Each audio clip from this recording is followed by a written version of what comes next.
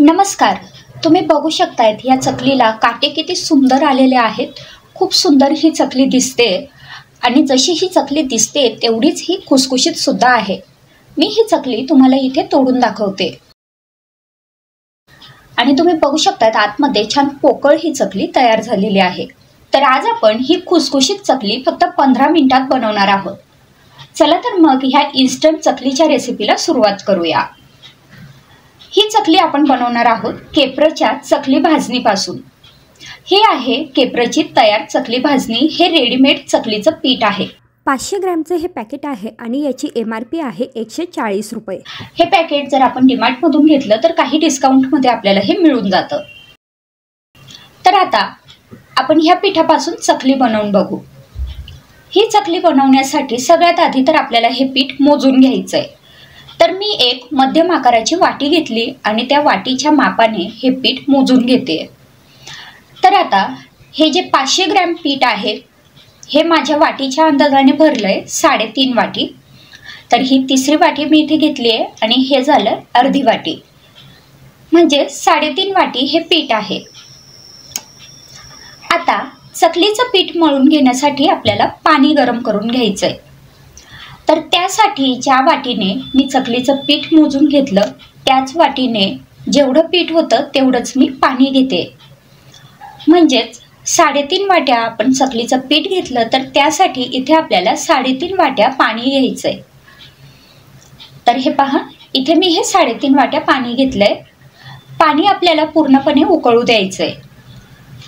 पाण्याला छान उकळी आलेली आहे. आता याच्यात आपल्याला मोहन टाकून घ्यायचंय. आता एका वाटीसाठी आपल्याला 1 टेबलस्पून एवढं मोहन टाकायचंय. जर आपल्याकडे हा मेजरिंग स्पून नसेल तर आपण आपला जो पोहे खाण्याचा चमचा असतो, जो मध्यम आकाराचा असतो, त्याचा एका वाटीला 2 चमचे एवढं तेलाचं प्रमाण आपल्याला घ्यायचंय. तर इथे मी 3.5 टेबलस्पून एवढं तेल टाकून घेतलंय. आता आपल्याला याच्यात जे तयार पीठ होतं चकलीसाठीचं ते टाकून घ्यायचंय. तर हे सगळंच पीठ मी याच्यात टाकून घेतलंय. गॅसची फ्लेम मी इथे लो केलेली आहे आणि आता हे जे पीठ आहे हे पाण्यामध्ये व्यवस्थित मिक्स करून घेते. अशा पद्धतीने हे पीठ आपल्याला पाण्यात छान मिक्स झालं की त्यानंतर गॅस आपल्याला बंद करायचा आहे.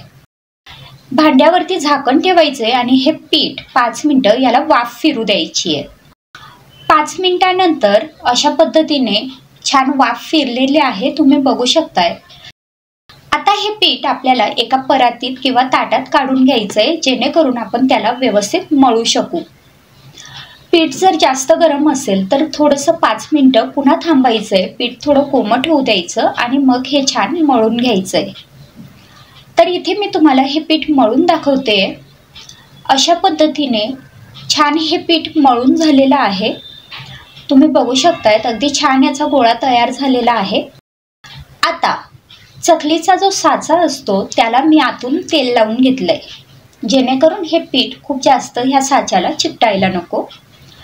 त्यानंतर चकलीच्या पिठाचा गोळा घ्यायचा आणि या साच्यात आपल्याला भरून घ्यायचा आहे.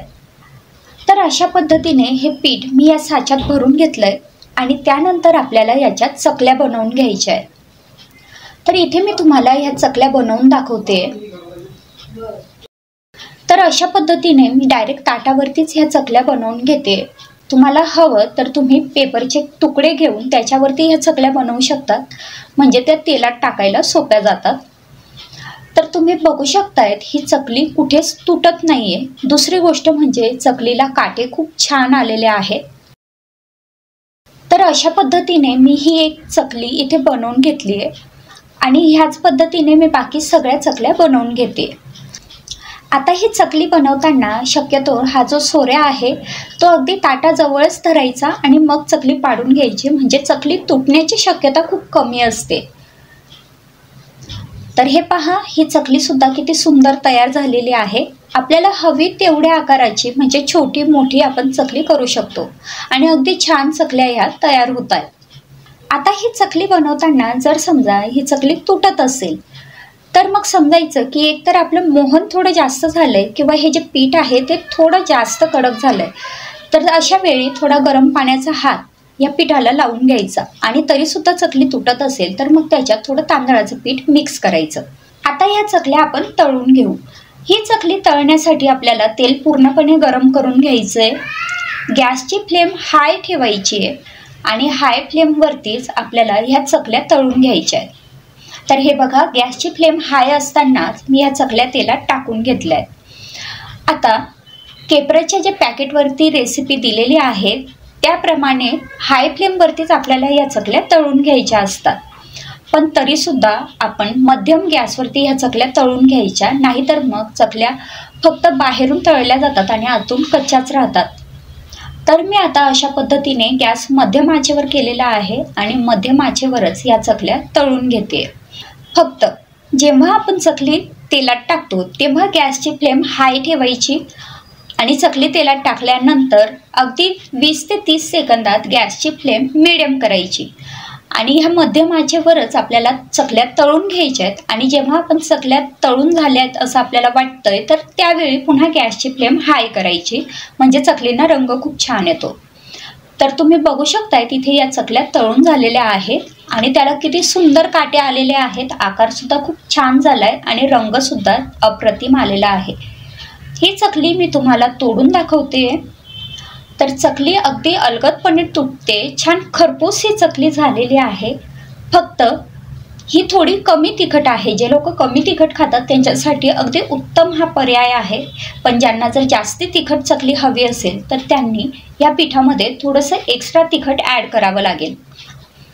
दुसरी गोष्ट अशी की ही चकली अगदी खुसखुशीत झाली आहे पण थोडीशी तेलकट लागते। तर मग अशा पद्धतीने आपली केपर चकली भाजणीची चकली इथे तयार आहे। हा व्हिडिओ पाहिल्याबद्दल खूप खूप धन्यवाद। आवडला तर लाईक, शेअर आणि सबस्क्राईब करा। पुन्हा भेटू पुढच्या नवीन व्हिडिओमध्ये, तोपर्यंत बाय बाय।